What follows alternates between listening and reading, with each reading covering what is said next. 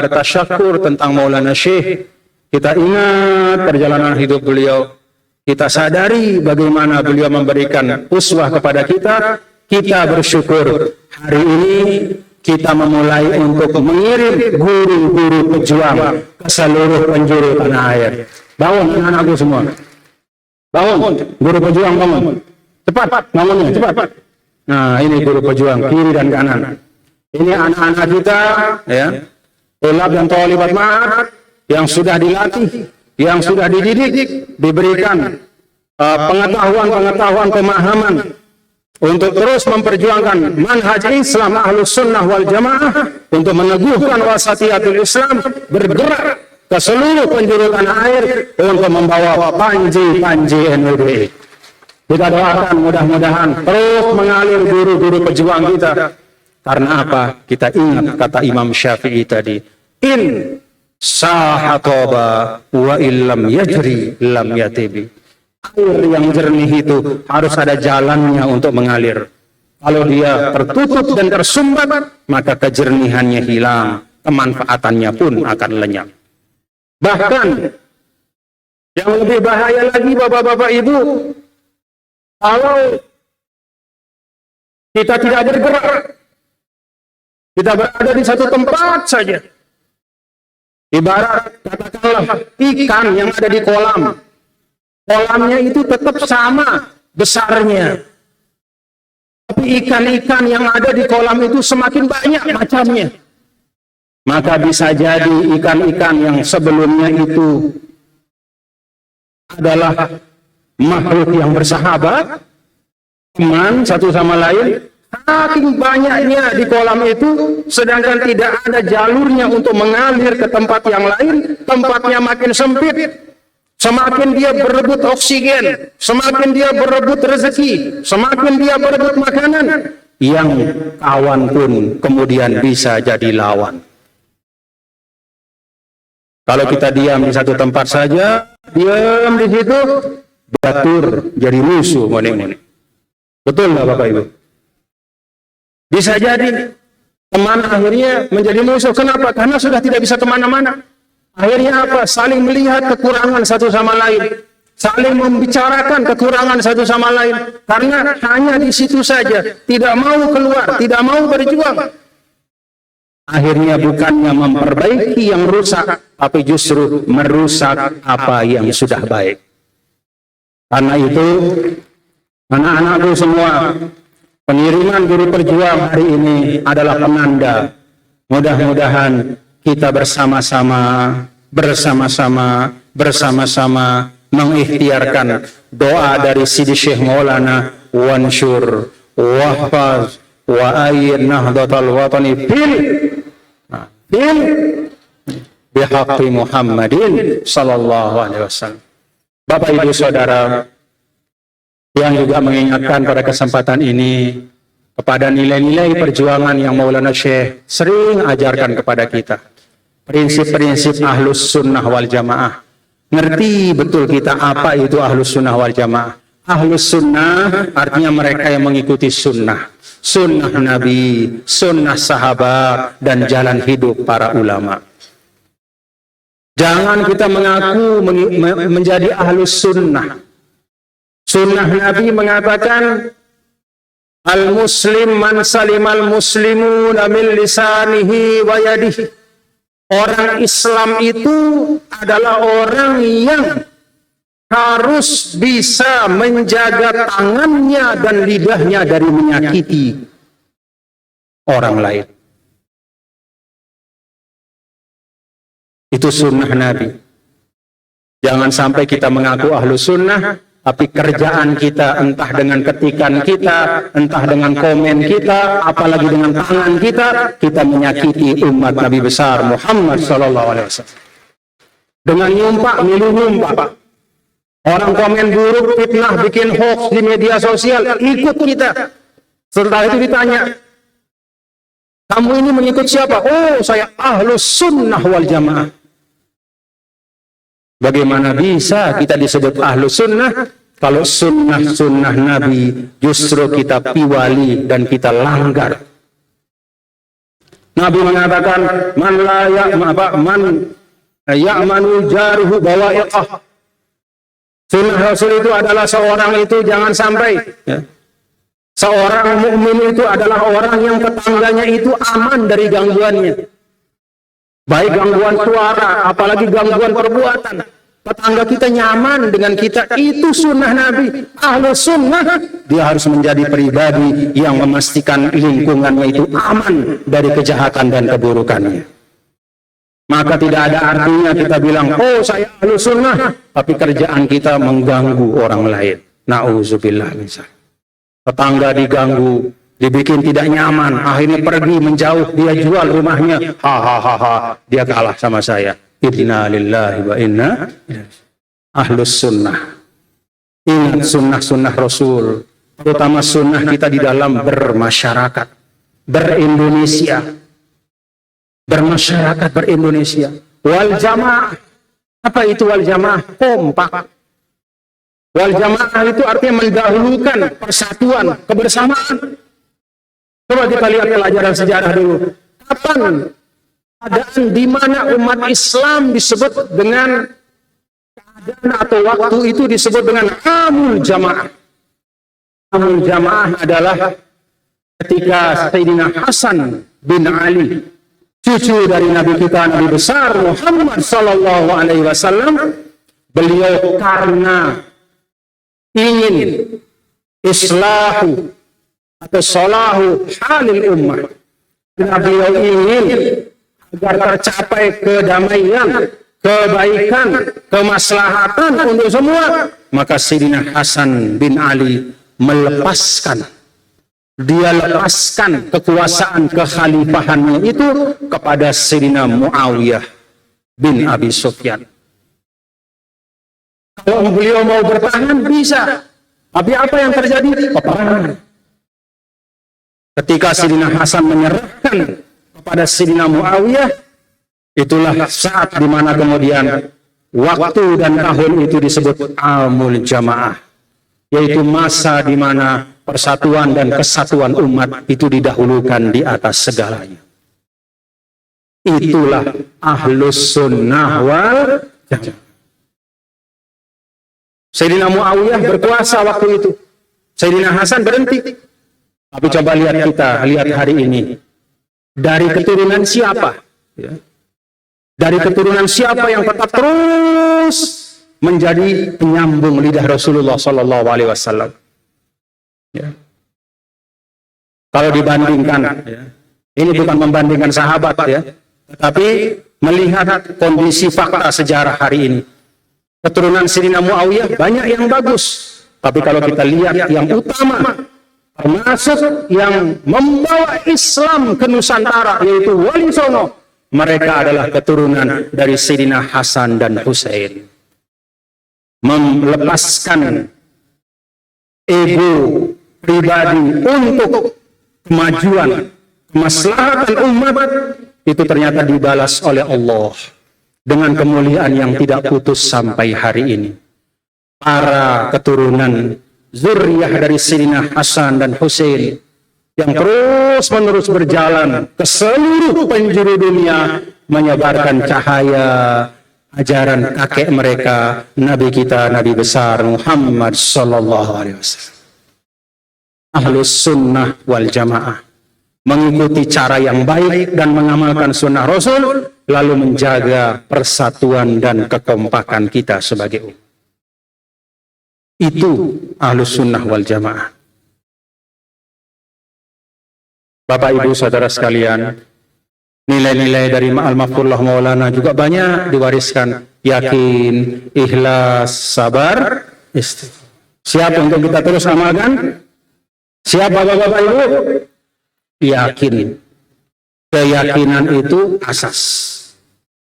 Kalau warga NWDI tidak yakin terhadap kebaikan dari perjuangan NWDI, maka tidak mungkin organisasi ini akan maju. Kalau pemimpin tidak yakin kepada rakyatnya, musibah kita semua. Kalau rakyat tidak yakin dan percaya kepada pemimpinnya, fitnah yang terjadi. Bahkan dalam lingkup rumah tangga juga seperti itu. dalam lingkup kita yang paling kecil, dalam bersahabat juga seperti itu. Kalau suami tidak percaya pada istri, istri tidak percaya kepada suami, itu bisa timbul fitnah. Karena itu keyakinan, meyakini sesuatu yang baik, itu awal dari kita memperjuangkan. Yakin bapak-bapak, ibu-ibu, kepada nilai perjuangan MUDI? Alhamdulillah. Ikhlas juga sama. Yakin, ikhlas. Ikhlas itu karena Allah. Itu yang pokok. Yang lain-lain hanya sampingan saja. Kalau sering diibaratkan oleh para ulama, karena Allah itu seperti kita menanam padi. Kalau kita menanam padi, maka rumput-rumput di pematang itu ikut akan tumbuh. Kalau kita berbuat karena Allah, maka insya Allah hal-hal duniawi, apa-apa yang kita perlukan untuk bisa hidup dengan bermartabat di dunia, Allah Ta'ala akan datangkan. Tapi kalau kita nanam rumput, tidak mungkin padi akan tumbuh. Benar Bapak Ibu? Benar? Coba tanam padi di tengah sawah, kematang-kematang akan tumbuh rumput yang subur, bahkan pohon kelor pun dapat tumbuh di situ. Tidak pernah kita sengaja nanam rumput, tapi rumput ikut tumbuh ketika kita menanam padi. Tapi kalau kita menanam kematang-kematang itu dengan rumput yang paling subur sekalipun, sawah kita tidak akan mungkin menumbuhkan padi. Paham Bapak Ibu? Jadi ikhlas itu adalah kita menanam padinya. Itu yang diutamakan. Karena Allah. Dan karena Allah, maka kita harus melakukan dengan sebaik-baiknya. Untuk orang yang kita hormati saja, kalau kita berucap yang baik. Kalau kita berhadiah yang baik, apalagi kepada Sang Pencipta. Maka keikhlasan itu akan membawa kita kepada itqan. Keikhlasan itu akan membawa kita kepada profesionalitas, kesungguhan. Tidak ada omong kosong. Kalau kemudian keikhlasan itu melahirkan perbuatan yang sembarangan. Kalau kita beribadah sembarangan, itu berarti kita tidak ikhlas dalam ibadah kita. Karena keikhlasan itu wajib dia melahirkan yang terbaik dari diri kita. Nah Bapak Ibu, yakin, ikhlas, sabar, istiqomah, semua nilai-nilai ini tiang ajak mari terus kita hidupkan. Prinsipnya tetap kita jaga, walaupun cara-caranya mungkin sedikit berbeda. Bapak Ibu perhatikan, dulu pada zaman Al-Maqullah Maulana Syekh, tidak pernah ada, atau jarang sekali, dimulai hulkah itu dengan Indonesia Raya. Benar nggak? Tidak ada Indonesia Raya dulu. Betul apa enggak? Langsung dimulai dengan membaca Al-Quran. Kenapa tidak ada Indonesia Raya? Apakah itu artinya NUDI tidak merah putih? Bukan. Tapi saat itu tidak ada orang, tidak ada kelompok yang macam-macam dan ingin merusak Indonesia. Tidak ada. Maka sudah tidak perlu lagi istilahnya harus diawali dengan Indonesia Raya. Kenapa? Karena merah putih sudah benar-benar tertanam. Cinta tanah air itu tidak dipertanyakan. Tapi hari ini ada sebagian dari kita warga bangsa, bahkan sebagian di antaranya atas nama agama yang mengatakan bahwa kita tidak perlu ber-Indonesia. Kita tidak perlu bermerah putih. Yang penting kita menjadi hamba Allah yang baik. Ini negara bangsa ini tidak perlu karena ini tidak pernah ada pada zaman Rasulullah SAW katanya. Melihat situasi seperti ini, maka kita menyanyikan Indonesia Raya untuk mengingatkan diri kita. Manusia itu sering lupa. Dan di antara yang sering dia lupakan adalah nikmat yang terlalu lama melekat kepada dirinya. Kalau kita mendapat satu nikmat baru hari ini, tidak habis-habis kita bersyukur. Tapi kalau nikmat itu sudah melekat pada diri kita sejak kita lahir, banyak di antara kita yang lupa untuk bertasyakur. Ada bapak-bapak ibu yang mensyukuri ketika bangun pagi, alhamdulillah saya masih bisa menggerakkan lidah saya hari ini. Ada enggak? Tidak ada. Paling syukurnya umum. Alhamdulillahilladzi ahyani ba'da ma amatani. Alhamdulillah saya sehat bisa hari ini. Tapi mensyukuri setiap karunia itu tidak kita lakukan. Kenapa? Karena sudah terlalu lama ada sama kita. Salah satu cobaan dari nikmat pada diri seorang manusia adalah ketika nikmat itu sudah terlalu lama ada pada dirinya sehingga kemudian lupa dia syukuri. Karena itu kita menyanyikan Indonesia Raya supaya kita ingat nikmat ber-Indonesia ini adalah nikmat yang kata guru saya tadi, guru kita Syekh Abdul Fattah Abdul Ghani Al-Awari, ber-Indonesia itu seperti wadah air sejernih-jernihnya. Kalau tidak ada wadah, dia akan mengalir, muncrat, menetes ya, kemana-mana.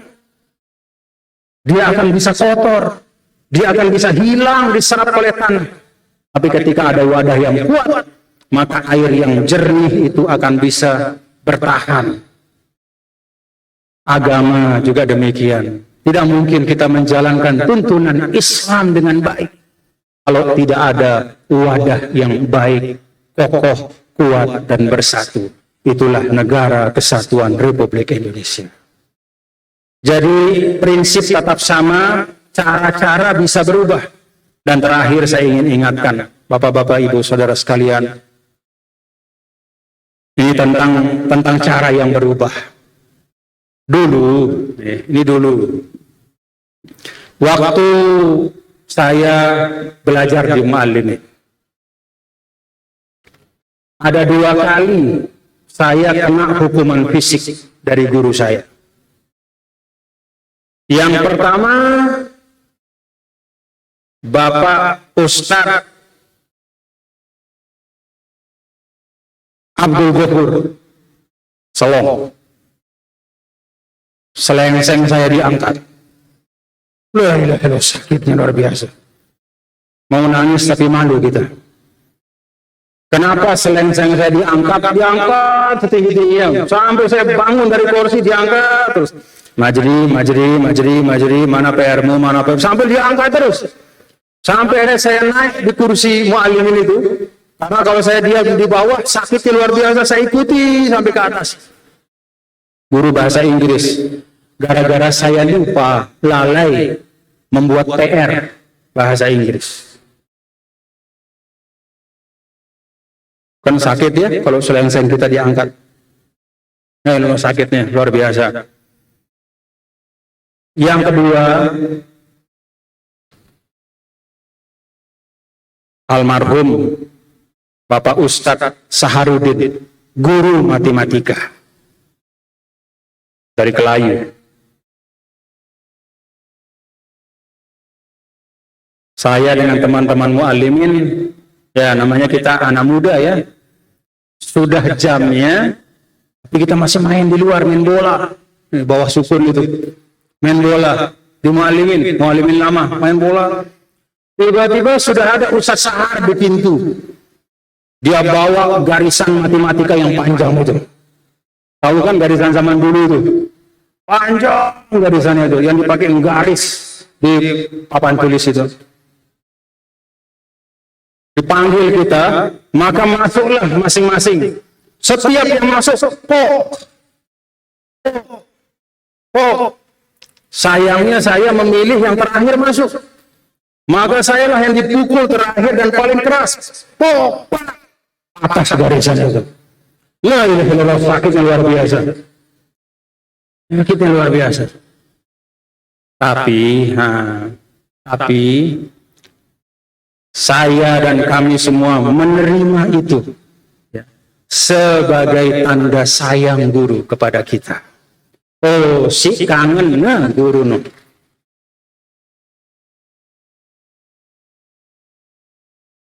Setelah selengseng saya diangkat, kok gampang bahasa Inggris itu jadinya.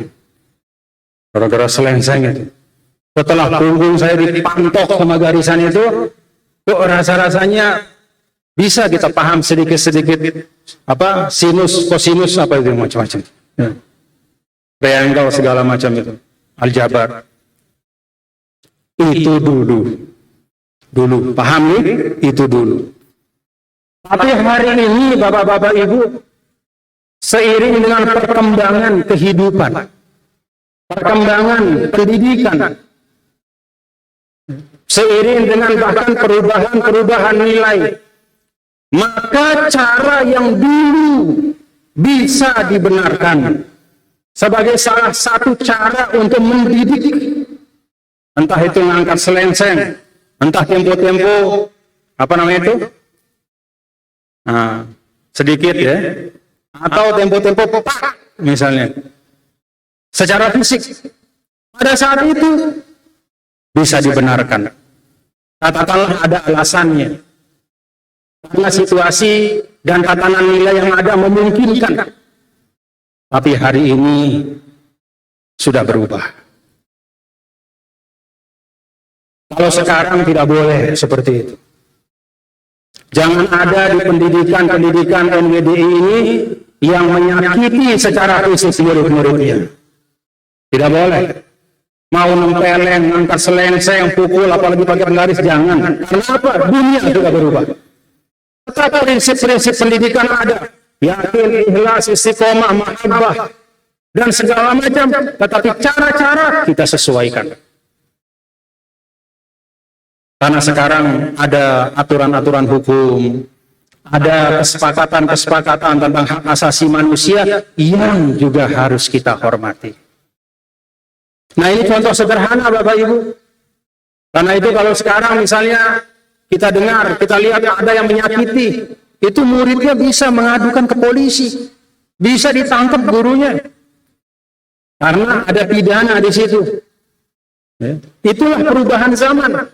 Nggak perlu kita protes, nggak perlu kita marah, tetapi kita ikuti perubahan-perubahan yang sebenarnya tidak esensial. Nilainya tetap sama. Dulu guru datang kepada kita dengan mahabbah, cinta, kasih sayang untuk mengajarkan kepada kita, plus ditambah sedikit-sedikit. Kalau misalnya muridnya nakal, pok, sedikit-sedikit.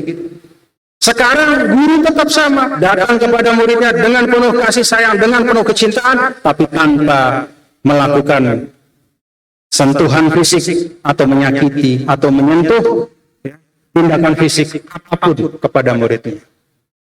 Saya minta ini dipahami. Paham Bapak-bapak Ibu? Paham para asatidz? Ustazahnya paham? Tidak boleh ada lagi kekerasan fisik dalam bentuk apapun di lingkup seluruh sekolah NWDI. Jangan. Sesuatu yang cocok, cara teknis yang cocok zaman dulu belum tentu cocok untuk hari ini. Kita sesuaikan sesuai dengan keadaan zaman. Untuk apa? Supaya pendidikan kita tetap berjalan baik dan tidak timbul fitnah-fitnah kepada lembaga pendidikan kita. Paham Bapak Ibu? Ini saya sampaikan terakhir khusus karena memang ada beberapa kejadian di beberapa pondok pesantren.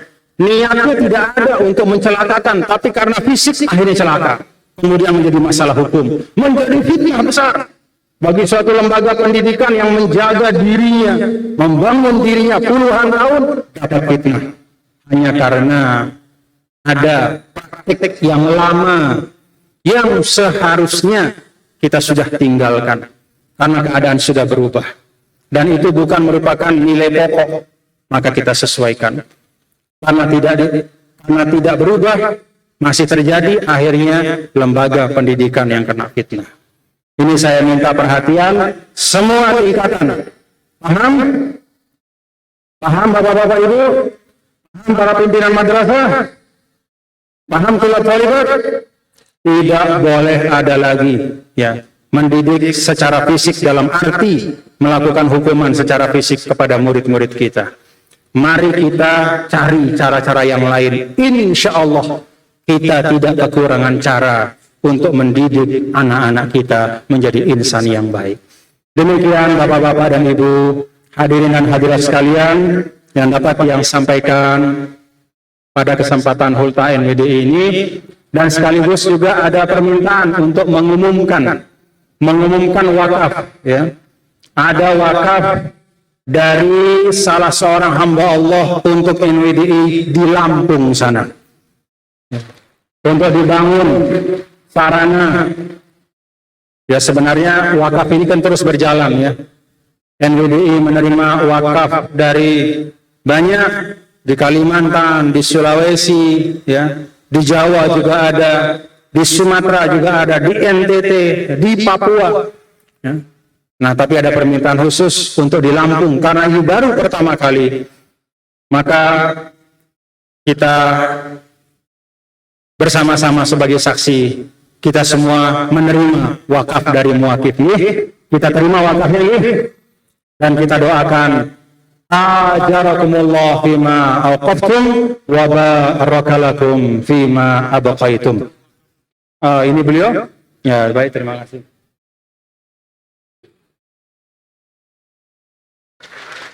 Ya, silakan.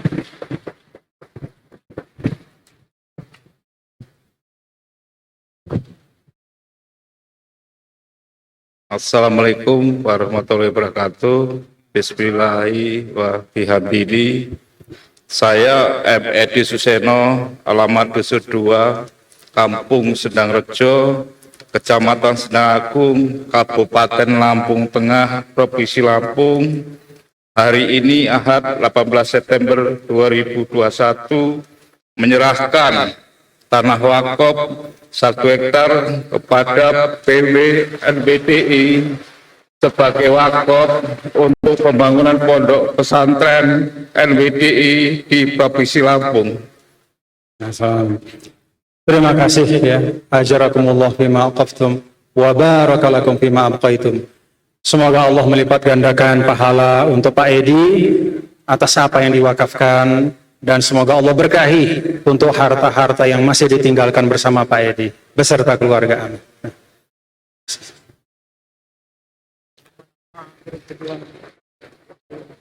Ayo, nama-nama guru pejuang, angkat tangannya ya, guru-guru pejuang. Taufik Abdul Rashid, mana? Angkat tangannya. Mana Taufik? Angkat tangannya. Jangan begitu. Saidi, Muhammad Hakiki, Abdul Rashid, Fathur Razak, Wasili, Salman Hadi, Haris Munandar, Bayi Etika, Lia Abriliani, Siti Azizah, Siska Hundia, Mutmainnah, Putri Adelia, Siti Rohana, Khairi Habibullah, Azhari Jauhari, Siti Kursiah. Alhamdulillah, kita fatihahkan 19 orang sebagai guru pejuang untuk disebarkan ke Kalimantan Timur, Sulawesi Barat, Sulawesi Tenggara, Sulawesi Tengah, Kepulauan Riau, NTT. Fasiru ala barakatillah. Kita doakan mudah-mudahan semuanya berangkat dengan izin Allah, dengan kasih sayang Allah, dengan penjagaan Allah. Allah khairun hafizah wa huwa arhamur rahimin. Demikian yang dapat saya sampaikan. Mohon maaf lahir batin. Sebagai penutup sebelum doa, hayyatun masjidana. Ayo, angkat tangan kita semua. Hayyatun masjidana.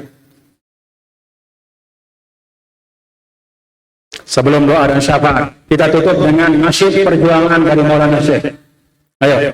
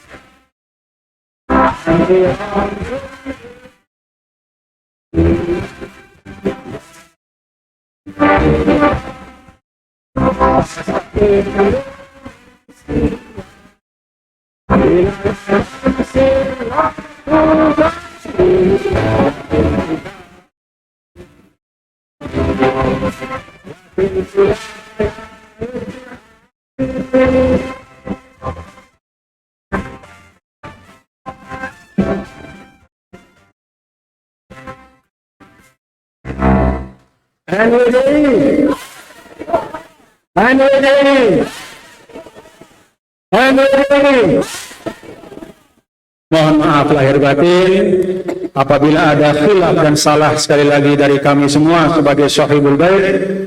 Wa jazakumullahu khairan katsira. Terima kasih atas kehadiran. Selamat insyaallah dalam kepulangan. Jaga ketertiban lalu lintas. Pulang dengan tenang, dengan baik, ya, dengan membawa semangat persaudaraan dan perjuangan. Wallahu muwaffiq wal hadi ila sabilir rasyad. Wassalamualaikum warahmatullahi wabarakatuh.